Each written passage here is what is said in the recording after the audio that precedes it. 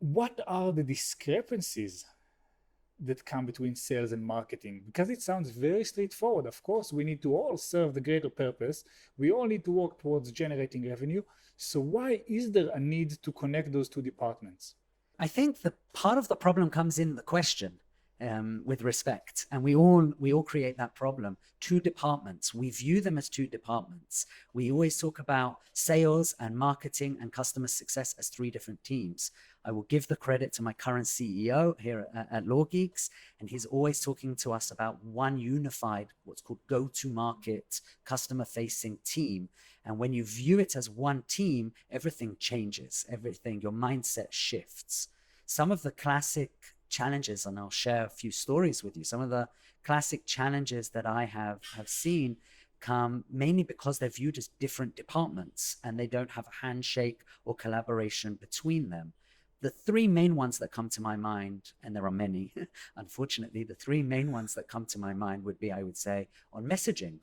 I entered a startup, and on my first day, I did two things. I read the website and I listened to sales calls.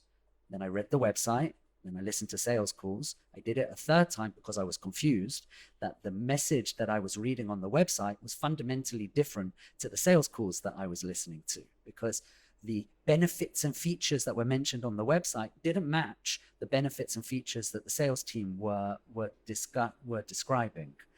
At that same organization, about a week into my job, I attended the first sales and marketing weekly meeting, whereby the discussion was that the sales team was saying, thank you for giving us these leads, as you've described, these potential prospects, but they're coming from vertical or industry A, geography A. We don't have the ability to sell to A. Why are you not bringing us B? And these two are not the largest. The third one is probably the larger pain we'll get to in a moment, but those can be solved very quickly. First of all, by viewing it as one team collaborating in a much more efficient and unified manner, but by creating internal SLAs, service level agreements, handshakes, if you will, right? So when the marketing team want to do a rebrand or create a new website and do messaging, they should involve the sales team. They should be part of that process. They should be getting feedback from the field, not everything in theory. That's an example. I would say the third main challenge between sales and marketing that I see, in my personal opinion, is a very contentious topic. I actually think it's goals and targets.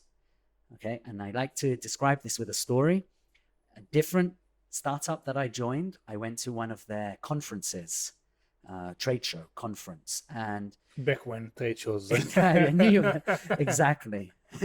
Pre-COVID trade show. And the marketing team physically walked around with a box on their shoulder full of the swag, the giveaway, the gadgets that they were giving away. They walked around the trade show floor, giving away as many of these gadgets and toys as possible in exchange for business cards.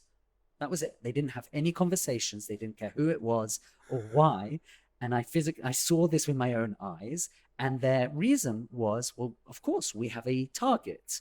We have a target of the number of business cards we need to go home with. And that's because it's a volume-based target. And you mentioned that before, right? When you said get as many leads as possible and build up some momentum. The sales team don't care about volume. Of course, they want more, but they care more about quality rather than quantity. Coming home with 100 business cards that led to 0 business relationships and, of course, 0 or almost 0 revenue doesn't help the sales team and doesn't help the organization. And it takes the conversation towards a different direction, whereas you're like, well, we gave you 100 phone numbers. You need to increase the conversion from getting the phone number to securing a meeting. So instead of discussing the strategy, you're discussing the tactics in which you can secure a meeting. And then on top of that, especially if you go back a decade, especially it's much better now. If you go back 10 years ago, the solution to that was just more. We didn't convert these 100 business cards. Next year, please bring home 200 business cards. And the conversation was already a conflict between the two teams because their goals were not aligned. And the solution was volume-based, which again hurts the actual organization's bottom line. So do you think that this is still something that's happening in companies today, or have we completely moved on?